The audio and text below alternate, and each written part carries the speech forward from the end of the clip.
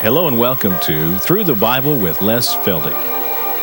An Oklahoma rancher and farmer, Les Feldick has been teaching homestyle Bible classes for 20 years in Iowa, Oklahoma, and Texas. Les Feldick's unique style of Bible teaching has made the books of the Bible come to life. When Les is teaching, it's so interesting that people say time just seems to fly by. And now, here is Les Feldick. Good to have everybody back, and again we're going to go right to the book. We're not going to make any announcements. Go back with me to Daniel now, chapter 9, and we're going to pick up our study on prophecy. Now you remember over the last several weeks I've been stressing that true prophecy is directed to the nation of Israel, and usually, not always, but usually within a time frame.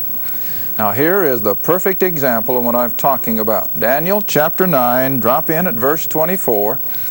Where God speaks to the prophet Daniel, and he said 70 weeks, that is 70 weeks of years, and some of your newer translation already put it into 490.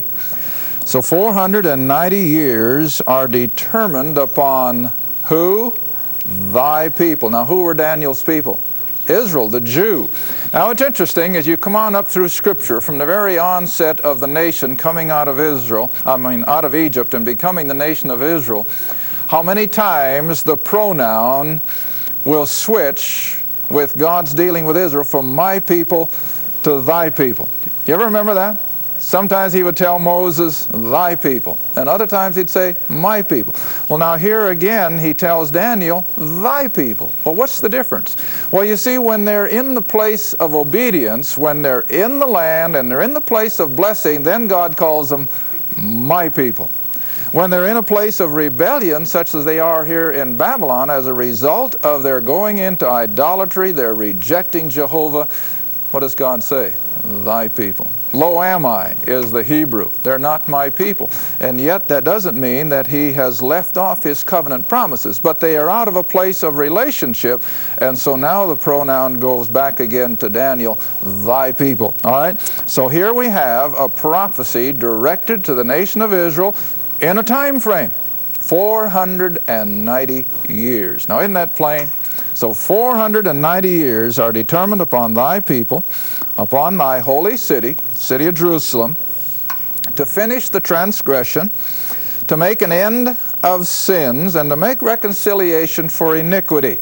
Now, of course, that was all accomplished in the work of the cross.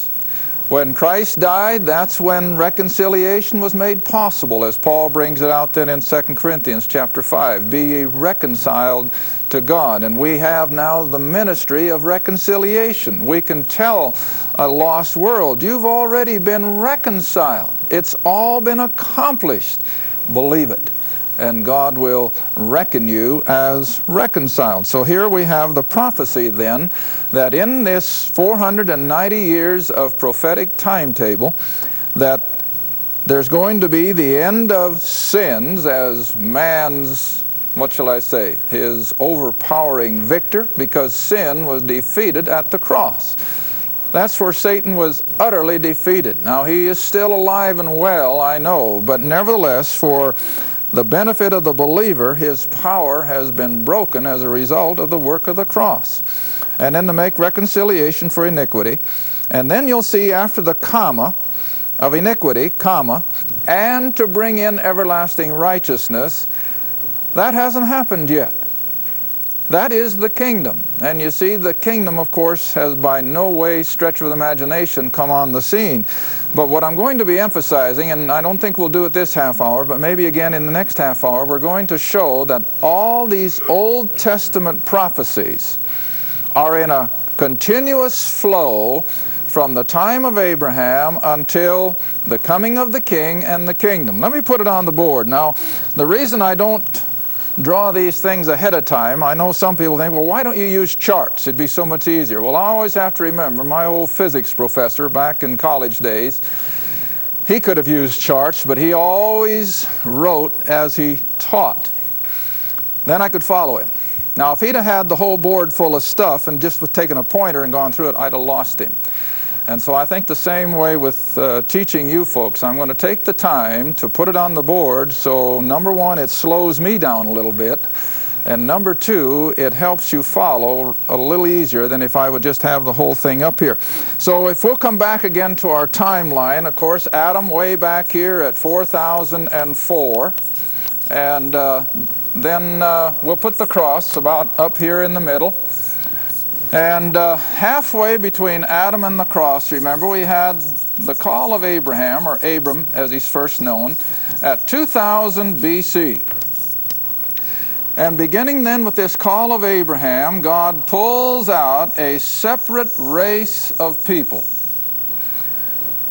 And I've always put it on the board as Jew only. And for those of you who have been with me, I always put what? With exceptions. Jew only, with exceptions. And the main river of Gentile humanity goes on its way. But beginning now with that call of Abraham, God is going to bring out a separated nation of people. And it's to these people that prophecy will be directed within a time frame. In other words, the first thing he told Abraham is that 430 years he would sojourn, and then the nation would be brought back to himself. And that's exactly what it was. 430 years from the time that Abraham came out of Syria down into Canaan until Moses led them out. 430 years. Now we have a prophecy that 490 years from a particular time, which of course will be after the Babylonian captivity, which took place. Now I'll have to bring this down here so we can see. When Nebuchadnezzar came over in 606 BC, and he took, where we see Daniel, and all the Jews captive back to Babylon. And then as that 70 years that they were to be in captivity, so that brings us back to about 526 BC. 526 BC, Ezra goes back, you remember, by the decree of Cyrus, to rebuild the temple, which Nebuchadnezzar's forces, of course, had utterly destroyed. Now always get the time frame. Jeremiah had prophesied that the nation of Israel would go into a captivity for 70 years. And you remember I pointed out a week or two why it was 70 years? Because every seventh year, while they were in the land of promise, they were supposed to have left it fallow. They were supposed to have let the land rest. But what did they do? Well, they kept right on farming it. And after 490 years of neglecting that sabbatical year, God says, I'm going to get my 70 years of sabbaticals. And so they were sent into the captivity out in Babylon for 70 years, and the land laid rest. Now, of course, it wasn't just because of their neglecting the sabbatical. It was also because they had gone into idolatry and they had rejected Jehovah and so forth. But primarily, the 70 years was to make up for the one out of every 7 out of 490 years of time. So now in this prophecy, we are going to see that from that decree, and we'll be looking at it, if not this program, in the next one, which is about 90 years after Ezra goes back, and that is when Nehemiah, that's another point in time, Nehemiah, and we're going to look at it after a bit, chapter 2, there's a decree by another king that now the Jews can go back to Jerusalem and not rebuild the temple, because that had already been done by Ezra and those, but now they were to go back and rebuild the city wall and the gates, because in antiquities, you know, that was their main line of defense, of safety. And from that decree, and we're going to be looking at it more in detail, I'm going to take this slowly, I'm not going to hurry through it. From that decree then until the crucifixion was within, again, this 490-year time frame, but it was 483 years instead of 490. So from that decree of Daniel chapter 9 then until Christ was cut off was 483 years, and that left 7 in order to make the 490. So now what most of you have heard with regard to any kind of prophetic teaching is Daniel's 70th week. And it's that 7-year period of time that we now know is still future. We think we're getting close to it. And that, of course, is the final 7 years of the tribulation. But the point I want to make, and that's why I wanted to put it on the board, that all the Old Testament prophecies merely speak of this timeline concerning Israel as going right on through to the completion of the 490 years when Christ could have, I said could have, now this is hypothetical because it didn't happen, but Christ could have come and set up his kingdom, and he would have been the king, and Israel, the nation of Israel, could have been the priests that they were promised that they could be clear back in Exodus 19. You remember that? Now this is why I like to take people all the way from Genesis right on up through. Because as soon as God brought Israel out of Egypt, they were now his covenanted people, and he told them that if they would be obedient, if they would be what he wanted them to be, they would be a nation of priests. Now what's a priest? Well, he's a go-between man and God. So every Jew was intended at some future day to become a priest of God, to bring all these pagan Gentiles to a knowledge of their God. Now, I wish I had 2-3 hours instead of 30 minutes, because this is so hard to get through in such a short period of time. But what I want to show at this time is that all these prophecies run continuously. Now read back again so that you'll know what I'm talking about. Here in this verse in Daniel chapter 9, that the 70 weeks, 490 years, are determined to finish the transgression, to make an end of sin, to make reconciliation for iniquity. In other words, that was all satisfied at the first advent, his crucifixion, his burial, his resurrection, and to bring in everlasting righteousness. See? That's the kingdom. That was all to flow right in that 490-year period of time. Go back with me, if you will, to Psalms chapter 2. Psalms chapter 2, where we have again a graphic illustration that this is exactly how the Old Testament writers saw it. They didn't see, at least they certainly didn't understand, that there would be a 1900-year gap between the 483 years and the fulfilling of the last 7. All the Old Testament writers speak of it as a continuous flow of events until Christ would return and set up his kingdom, and Israel then could have been the vehicle to evangelize the nations. Now always remember as you study these things that when Paul comes on the scene with the gospel of grace, the first thing the Holy Spirit has him reveal is that all these things that Paul teaches were kept secret, hid in the mind of God. Do you remember all that? All these grace age truths that we now just are so aware of, they were kept secret in the mind of God. So as these Old Testament writers wrote concerning this flow of history, they did not see the church age. Otherwise, it wouldn't have been a secret kept in the mind of God. All right, now look at Psalms chapter 2, and this is another perfect example. Verse 1, why do the heathen or the Gentiles rage, and the people, Israel, imagine a vain thing, that they could get along without God? The kings of the earth set themselves, and the rulers, that is, of Israel, and they take counsel together. Now, of course, that was foretold and fulfilled then when the high priest and Pilate consorted together to put Christ to death, see? And so the kings of the earth set themselves, and the rulers take counsel together against the Lord and against his anointed, that is, against the Christ. And they say in plain English, we'll not let this man rule over us. And so they break their bands asunder, cast away their cords from us. Then verse 4, the reaction of a holy God the Father, I think we can put it, in heaven when they reject his Son. He laughs a laugh of derision. Verse 5, then. See, now there's no indication of a break in here.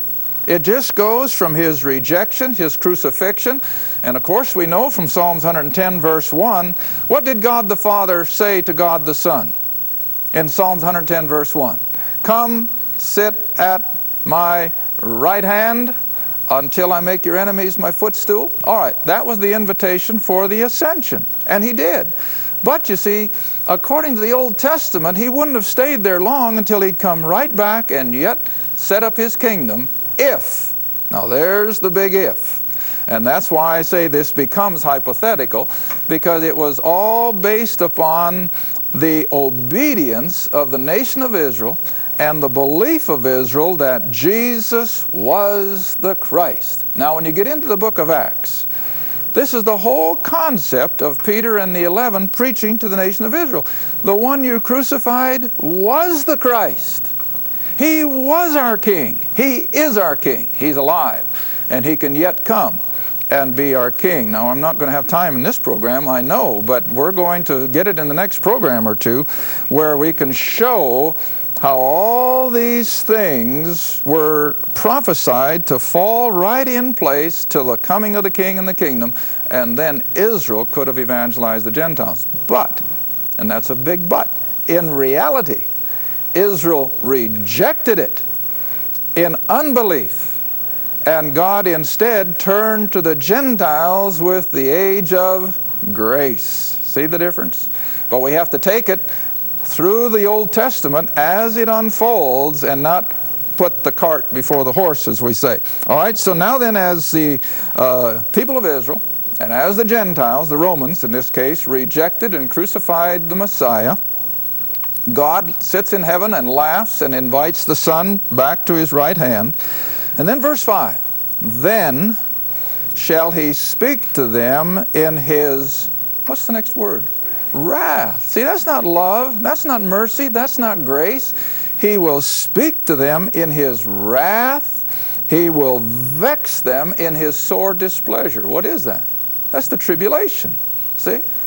That's the tribulation. It could have followed right on the heels of the ascension, so that Christ could have yet returned and set up his kingdom. Because now look what the next verse says, verse 6. Immediately after the tribulation of the vexation and the sore displeasure, verse 6 says what? Yet have I set my king on the holy hill of Zion. Drop down to verse 8.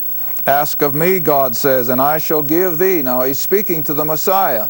Ask of me, and I shall give thee the heathen, or the Gentiles, for thine inheritance, and the uttermost parts of the earth for thy possession. What is that? That's the kingdom. See? That's the kingdom. That's not talking about the church. That's not talking about the age of grace. That's the kingdom that could have immediately followed all these things. Well, now let me go to another one, the one we looked at a couple weeks ago. Now, I'm a stickler for a lot of review, and I always remind my classes it's not because I'm getting old and senile and I forget what I've said before. I do it purposely, because repetition is the only way you learn. Now come back with me again to Daniel chapter 2. Daniel chapter 2.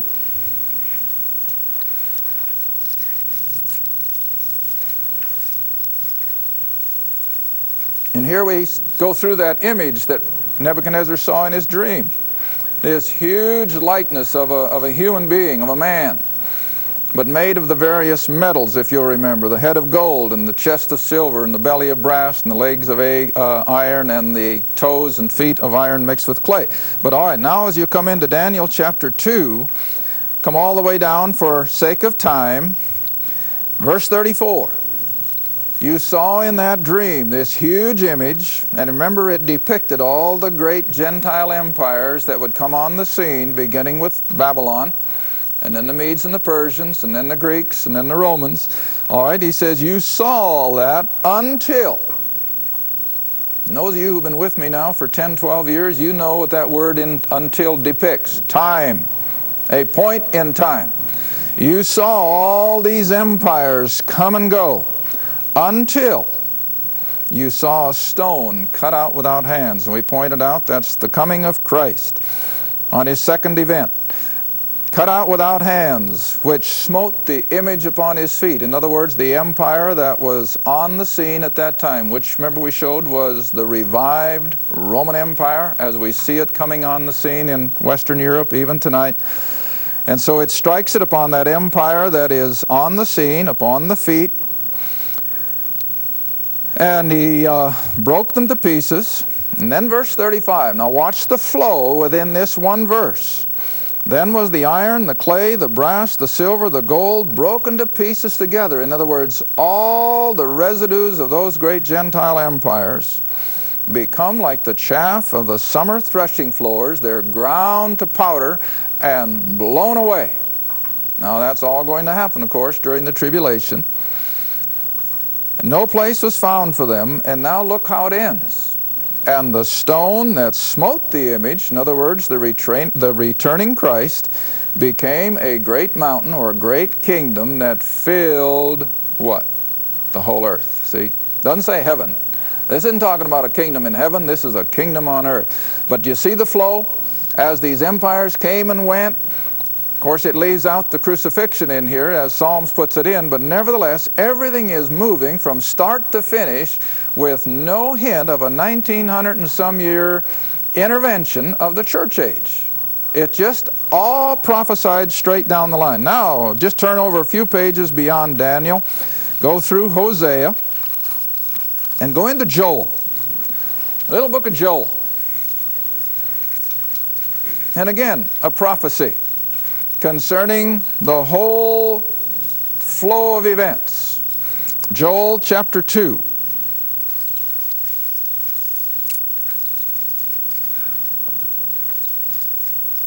Drop down to verse 28. Now the prophet writes, and it shall come to pass afterward. Well, you have to know what went ahead of all this. After what? Well, after his coming and being rejected, crucified, risen from the dead, ascended back to glory, and all these things are part and parcel now of this Old Testament program. So it shall come to pass afterward. And now we know from our point in time, this is when it happened. He's talking about the coming of the Holy Spirit. I will pour out my Spirit upon all flesh. This happened at Pentecost. And your sons, Israel's sons, and your daughters shall prophesy. Your, Israel's, old men shall dream dreams, and your young men shall see visions. And also upon the servants and upon the handmaids in those days I will pour out of my Spirit. Now you see, there's no break in your Bible there.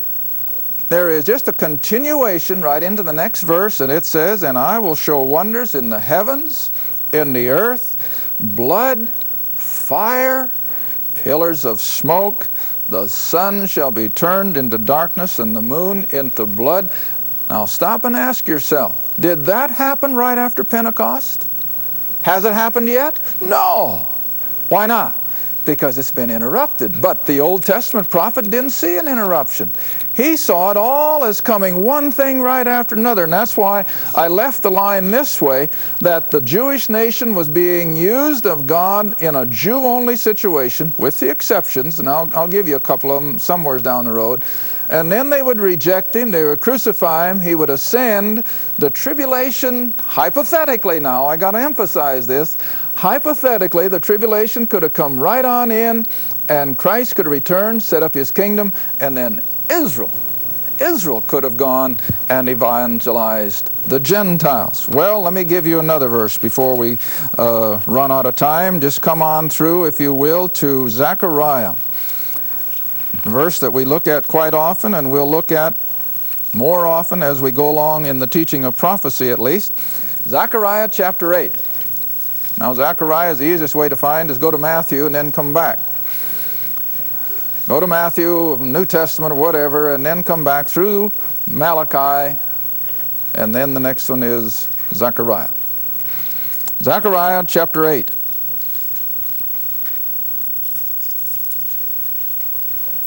Now, of course, we're leaping some of the program, but we're coming right down to how it was to have happened with the onset of the king and the kingdom, so far as Israel is concerned. Now in chapter 8 of Zechariah, beginning of verse 20. Thus saith the Lord of hosts. Now this is God speaking. This isn't the figment of some man's imagination. This is the eternal sovereign God who knows the end from the beginning. And he says, thus saith the Lord, it shall come to pass that there shall come people and the inhabitants of many cities. The inhabitants of one city shall go to another, and they'll say, let us go speedily to pray before the Lord, or before Jehovah, to seek the Lord of hosts. I'll go along. I'll go also. Verse 22, yea, many people, strong, what's the next word? Nations, plural. See, we're not talking about Israel now. We're talking about Gentiles. Strong nations shall come to seek the Lord of hosts in heaven. No, where? Jerusalem. Jerusalem, on the earth. And to pray before the Lord. Now verse 23. Thus saith the Lord of hosts. In those days, in other words, when Jehovah God is ruling in Jerusalem, He is the King of Israel. He is King over all the earth, as Daniel has just said, and His knowledge shall cover the earth as the water covers the sea. When that has come to pass, as Psalm says, when the tribulation has passed and the King is sitting on the holy hill of Zion. Now here was Israel's prospective role. Those days it shall come to pass that 10 men shall take hold of the skirt of him that is a Jew, out of all languages, of the nations. They'll take hold of the skirt of him that is a Jew, and they'll say, we will go with you, for we have heard that God is with you. That was their prospect. They could have been priests. They could have been a holy nation to have had the opportunity of bringing all these Gentile nations to a knowledge of their God. Now, back up again, if you will. I got a half a minute or so. Go back to Isaiah. Go back to Isaiah, and we may have to just continue this whole thought when we go into the next program. But start back at Isaiah chapter 2 for just a moment. Isaiah chapter 2.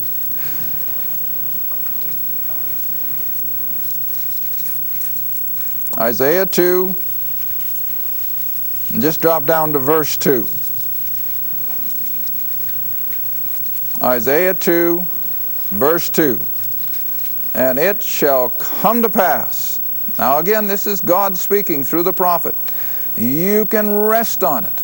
It shall come to pass in the last days of this prophetic program that the mountain or the kingdom of the Lord's house shall be established in the top of the mountains. It'll be the eminent kingdom above all kingdoms, shall be exalted above the hills, that is, the smaller kingdoms. And what does that last line say? And all nations, Gentile nations, and all nations shall, oh, I love those last three words, they'll flow unto it. Thank you for watching Through the Bible with Les Feldick, a weekly Bible study. If you would like more information about the Les Feldick Ministries, a Bible study in your area, or about this program, write to Les Feldick Ministries, Route 1, Box 760, Kinta, Oklahoma, 74552. That's Route 1, Box 760, Kinta, Oklahoma, 74552. Through the Bible with Les Feldick is viewer supported, and your gift is appreciated. Thank you, and be sure to tune in next time.